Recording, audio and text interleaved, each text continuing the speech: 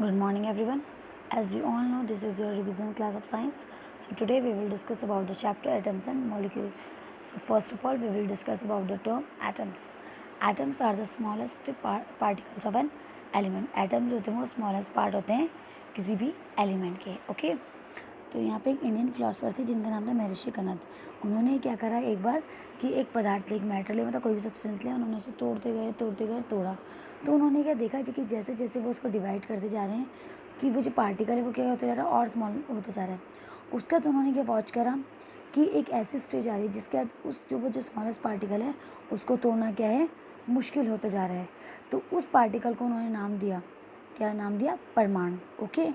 Next एक Indian philosopher जिनका नाम था पकुड़ा कट्टियामा। उन्होंने बोला कि ये जो पार्टिकल्स हैं, ये जो इंडिविजुअल पार्टिकल हैं, ठीक है, ये क्या रहते हैं, हमेशा कंबाइंड फॉर्म में रहते हैं मैटर के संग। इसी के ऐसे जो मैटर्स के अलग अलग फॉर्म हैं वो हमें देखने को मिलती हैं। इसके बाद एक एंशिएंट फिलोसफर थे जिनका नाम था डेमोक्रिटस एंड ल्यूसिफस। इन्होंने बोला कि जब हम मैटर को क्या कर रहे हैं, तोड़ते जा रहे हैं, तो एक ऐसी स्टेज आ रही है जिसके आगे उसे तोड़ना क्या है, मुश्किल है। और उन्होंने उन इंडिविजुअल पार्टिकल को नाम दिया एटम्स। ओके। नेक्स्ट यहाँ पे हमारे क्या थे, एक साइंटिस्ट थे एंटोनी लेवेजर एंड जोसेफल प्रॉस्ट। उन्होंने हमें दो लॉज दिए केमिकल कॉम्बिनेशन के। पहला जो लॉ है उसका नाम है law of conservation of mass. Law of conservation of mass कहता है कि मास जो है उसे ना ही हम क्रिएट कर सकते हैं और ना ही हम उसे क्या कर सकते हैं, डिस्ट्रॉय कर सकते हैं। कब, किसी भी केमिकल रिएक्शन में। अगर एक केमिकल रिएक्शन हो रही है, ठीक है, तो उसमें जो मास है ना ही वो क्रिएट होगा और ना ही डिस्ट्रॉय होगा। इसका मतलब ये है कि जो रिएक्टेंट है, अगर कोई केमिकल रिएक्शन हो रही है तो जो रिएक्टेंट है और उसका जो प्रोडक्ट बन रहा है वो दोनों क्या होंगे, इक्वल होंगे, उनमें कोई भी चेंज नहीं आएगा। Next is law of constant proportion. जो दूसरा लॉ उन्होंने दिया उसका नाम था लॉ ऑफ कांस्टेंट प्रोपोर्शन। ये कहता है कि कि कंपाउंड में जो एलिमेंट्स होते हैं वो हमेशा क्या रहते हैं कि डेफिनेट प्रोपोर्शन में रहते हैं। जैसे कि आपको वाटर का पता होगा कि H2O, कि हाइड्रोजन के 2 मॉलिक्यूल और ऑक्सीजन का एक मॉलिक्यूल, तो इनका जो रेशियो बनता है वो बनता है 2:16 हमेशा। यानी कि अगर कहीं पे भी होंगे तो ये 2:16 या फिर 1:8 की फॉर्म में होंगे। ओके। इनके लॉज देने के बाद हमारे एक साइंटिस्ट आए, ठीक है, जिनका नाम था डाल्टन, ठीक है, जॉन डाल्टन। इन्होंने अपनी एटम के बेस पे एक थ्योरी दी। इन्होंने बोला कि जो एटम है वो क्या है, टाइनी पार्टिकल्स हैं, ठीक है, जो मैटर है वो क्या है, टाइनी पार्टिकल से मिलकर बना है, जिसका नाम क्या है, जिसको हम क्या बोलते हैं, एटम्स बोलते हैं। नेक्स्ट इन्होंने बोला कि जो एटम्स है वो इनडिविजिबल है और ना ही हम उसे क्रिएट कर सकते हैं ना ही हम उनके डिस्ट्रॉय कर सकते हैं किसी भी केमिकल रिएक्शन में। ओके।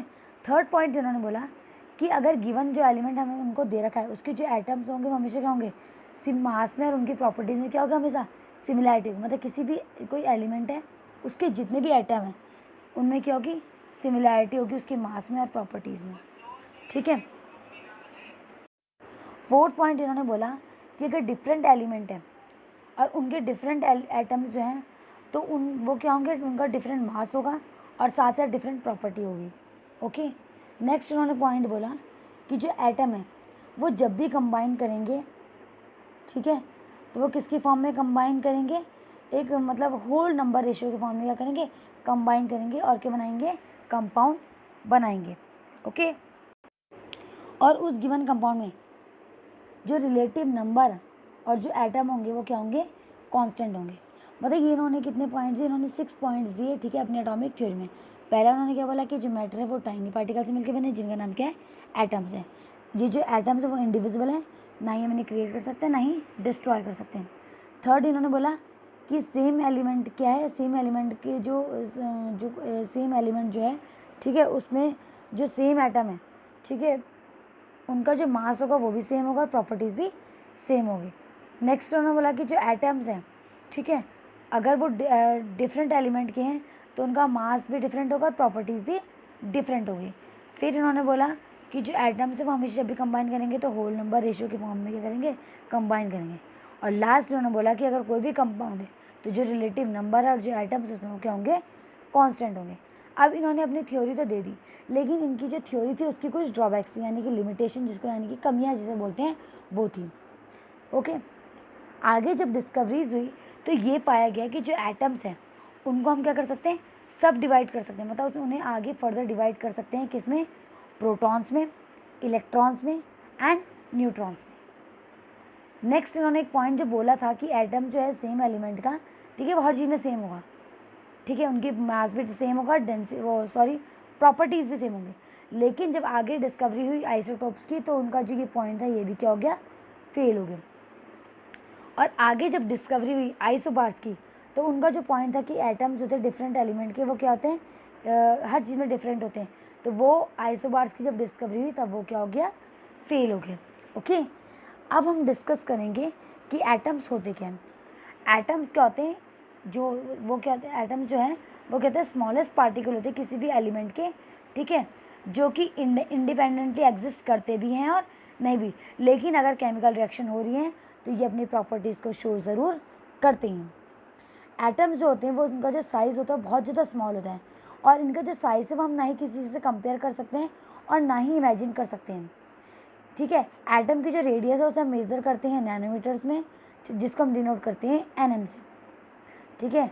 तो 1 नैनोमीटर किसके इक्वल होता है, 10 की पावर -9 मीटर के इक्वल। ओके, अब आते हैं कि एटम्स जो है उनके कैरेक्टरिस्टिक्स क्या है, उनके कैरेक्टर्स क्या हैं। तो एटम जो है स्मॉलेस्ट है, स्मॉलेस्ट पार्टिकल है फर्स्ट, ठीक है। जो एलिमेंट्स है वो छोटे छोटे पार्टिकल से मिलकर बना होता है जिनको एटम बोलते हैं, ठीक है। एटम्स का जो साइज़ होता है बहुत स्मॉल होता है, हमको नेक्ड आई से नहीं देख सकते हैं, ठीक है। एटम जो है एटम जो है वो फ्री स्टेट में नहीं रहते हैं नेचर में, लेकिन केमिकल रिएक्शन में पार्ट ज़रूर लेते हैं, ठीक है। जो प्रॉपर्टीज़ होती हैं मैटर की वो डिपेंड करती हैं एटम्स की कैरेक्टरिस्टिक्स के बेस में। एटम जो है वो क्या है, एक बिल्डिंग ब्लॉक की तरह काम करता है, जैसे कि एक ब्रिक काम करती है किसी भी बिल्डिंग में। ओके, ठीक है। अब यहाँ पे आपको कुछ सिंबल्स दिए गए हैं, ठीक है। ये जो सिंबल्स है एलिमेंट्स के, इनको किसने दिया था, जॉन डाल्टन ने दिया था। जैसे आपको दिख रहा होगा हाइड्रोजन के लिए सर्कल बना के डॉट दे रखा, फॉस्फोरस के लिए वाई बना रखा उसका सर्कल बना के। तो इस तरीके से अलग अलग सिंबल्स दिए किसने, जॉन डाल्टन ने दिए एलिमेंट्स को। उसका जब फर्दर आगे मतलब स्टडीज़ हुई तो ये बताया गया है कि जो सिंबल्स हैं एलिमेंट्स के, ठीक है, वो या तो वन लेटर के द्वारा रिप्रेजेंट किए जाते हैं या फिर 2 लेटर के द्वारा, ठीक है। ठीक है, और जो सिंबल्स हैं अगर 2 लेटर के से रिप्रेजेंट किया जा रहा है तो फर्स्ट सिंबल होगा, ठीक है, फर्स्ट जो अल्फ़ाबेट होगा वो क्या आएगा, कैपिटल आएगा, एंड दूसरा जो अल्फ़ाबेट आएगा वो क्या आएगा, स्मॉल। जैसे कि यहाँ पे आपको दे रखा होगा, जैसे अगर आप यहाँ पे कार्बन का देखोगे तो ओनली सी है, ये कैपिटल है, ठीक है। अगर सिंगल लिख रहे हैं, वो सिंगल अल्फ़ाबेट यूज़ कर रहे हैं तो वो कैपिटल होगा, और अगर डबल यूज़ कर रहे हैं तो पहला वाला क्या होगा, कैपिटल, एंड दूसरा वाला स्मॉल। जैसे आपको एल्यूमिनियम का दिख रहा होगा कि फर्स्ट AL से रिप्रेजेंट कर रखा, तो जो A है वो कैपिटल है एंड L जो है वो क्या है, स्मॉल है। उसी तरीके से कॉपर, ठीक है, बेरियम, गोल्ड, ठीक है, इन सब का आपको दिख रहा होगा। Next is atomic mass. Since atom are very small in size, it's mass is very small. अगर हम एटम को देखें तो एटम जो है वो साइज़ में बहुत ज़्यादा छोटे होते हैं, तो उसका मास निकालना तो क्या है, बहुत ज़्यादा कॉम्प्लिकेटेड है, क्योंकि उसका जो मास होगा वो क्या होगा, और भी कम आएगा। ओके, तो इसको हम 1/12 कार्बन से, मास ऑफ कार्बन से क्या करते हैं, निकालते हैं। यहाँ पे आपको दे रखा है, ठीक है, जैसे हाइड्रोजन का एटॉमिक मास 1 है, कार्बन का 12 है, ठीक है, नाइट्रोजन का 14 है। इस तरीके से आपको अलग अलग एटॉमिक मास दे रखे हैं। Next is molecule. मॉलिक्यूल जो है वो स्मॉलेस्ट पार्टिकल है एक एलिमेंट का या फिर कंपाउंड का, जो इंडिपेंडेंटली एग्जिस्ट करता है, और वो जो उसके अंदर जो एलिमेंट्स हैं उनकी प्रॉपर्टीज़ को क्या करता है, शो करता है। दूसरे तरीके से अगर हम देखें तो मॉलिक्यूल क्या है, ग्रुप ऑफ क्या है, 2 से ज़्यादा एलिमेंट का ग्रुप है, जिनको क्या कर रखा है, अट्रैक्टिव फोर्सेस ने क्या कर रखा है, बांध के रखा हुआ है। एंड इसका थर्ड वो है कि एटम्स जो है सेम एलिमेंट के या फिर डिफरेंट एलिमेंट के, वो ज्वाइन करते हैं और मॉलिक्यूल बनाते हैं। यानी कि अगर 2 सेम एलिमेंट के मॉलिक्यूल हैं तो वो भी मिलके, अगर 2 सेम एलिमेंट के एटम हैं तो वो भी मिलके मॉलिक्यूल बना सकते हैं, और 2 डिफरेंट एलिमेंट के एटम हैं तो वो भी मिलके क्या बना सकते हैं, मॉलिक्यूल बना सकते हैं। जैसे आपको यहाँ पे NaHS दिख रहा होगा, ठीक है, तो ये क्या है, H का मॉलिक्यूल है, हाइड्रोजन का H2N हाइड्रोजन का मॉलिक्यूल है, O2 यानी ऑक्सीजन का मॉलिक्यूल है, और अगर आप यहाँ पे देखो, ठीक है, तो यहाँ पे क्या है, C2O है, ठीक है, तो यहाँ पे C2O है, ठीक है, या फिर H2O है, ठीक है। तो ये क्या रिप्रेजेंट कर रहा है कि डिफरेंट और सेम एलिमेंट के एटम मिलकर क्या बनाते हैं, मॉलिक्यूल्स को फॉर्म करते हैं, ठीक है। मॉलिक्यूल जो है एलिमेंट के, जो एलिमेंट के मॉलिक्यूल होते हैं, ठीक है, वो सेम एलिमेंट के एटम से मिलके बने होते हैं। बल्कि अगर हम मॉलिक्यूल, कंपाउंड के मॉलिक्यूल की बात करें तो ये दो डिफरेंट एलिमेंट से मिलकर, दो डिफरेंट एलिमेंट के एटम से मिलकर बने होते हैं। नेक्स्ट हमारे पास तो जो टॉपिक है वो है आयंस, ठीक है, वो कंपाउंड, ठीक है। आयंस जो होते हैं वो चार्ज पार्टिकल होते हैं, ठीक है। ये पॉजिटिव भी हो सकते हैं और नेगेटिव भी हो सकते हैं। जो पॉजिटिवली चार्ज पार्टिकल होता है उसे बोलते हैं हम cation, and negatively charge particle को हम बोलते हैं anion. Next is valency. Valency is the combining capacity of an element. Valency का मतलब है एलिमेंट की कंबाइनिंग कैपेसिटी, मतलब वो कितना कंबाइन करेगा, ठीक है, किसी भी एलिमेंट का ऑक्टेट, मतलब जो ऑक्टेट है उसे कंप्लीट करने के लिए। ओके, नेक्स्ट जो हमारे पास टॉपिक है that is writing chemical formula, कि केमिकल फार्मूले जो हैं वो कैसे लिखे जाते हैं, ठीक है। तो जब हम फार्मूलेज लिखते हैं तो सबसे पहले हम उसका सिंबल और उसकी वैलेंसी को लिखते हैं, ठीक है। सिंबल के आगे हम सिंबल्स को यूज़ करते हैं एंड वैलेंसी के आगे हम वैलेंसी लिखते हैं। जो भी एलिमेंट है या फिर जो कंपाउंड है उनकी वैलेंसीज को लिखते हैं, ठीक है। वैलेंसीज को लिखने के बाद हम क्या करते हैं, उनको क्रॉस मल्टीप्लाई करते हैं। जैसे कि यहाँ पे आपको हाइड्रोजन क्लोराइड का दिखा रखा है, कि यहाँ पे देखिए आपने फॉर्मूला ऑफ हाइड्रोजन क्लोराइड दिख रहा होगा आपको, सिंबल लिखा है वैलेंसी के, सिंबल यानी हाइड्रोजन का H, ठीक है, एंड क्लोराइड का Cl। उसके बाद उनकी वैलेंसी क्या है, 1 1 है, दोनों को क्रॉस मल्टीप्लाई कर रहे हैं एंड जो उनका जो फॉर्मूला बन के आ रहा है वो आ रहा है HCl। नेक्स्ट आपको जैसे यहाँ पे दिख रहा होगा मैग्नीशियम क्लोराइड का, कि मैग्नीशियम का सिंबल Mg, क्लोराइड का Cl, वैलेंसी Mg की 2 एंड क्लोराइड की 1, दोनों को क्रॉस मल्टीप्लाई करा तो MgCl2 उसका फॉर्मूला बन गया। तो ये वो तरीके होते हैं जिनसे हम क्या करते हैं, मतलब जो केमिकल फार्मूले हैं उनको बनाते हैं। Next topic is molecular mass. The molecular mass of a substance is the sum of atomic mass of all elements in a molecule of substance. Molecular mass का मतलब है कि जितने भी एटम्स उसके अंदर हैं, यानी जैसे H2O है, ठीक है, उसमें 2 एलिमेंट है, ठीक है, उसके जितने भी एटम हैं उनको क्या करना, उनका सम करना, उसको हम क्या बोलेंगे, मॉलिक्यूलर मास बोलेंगे।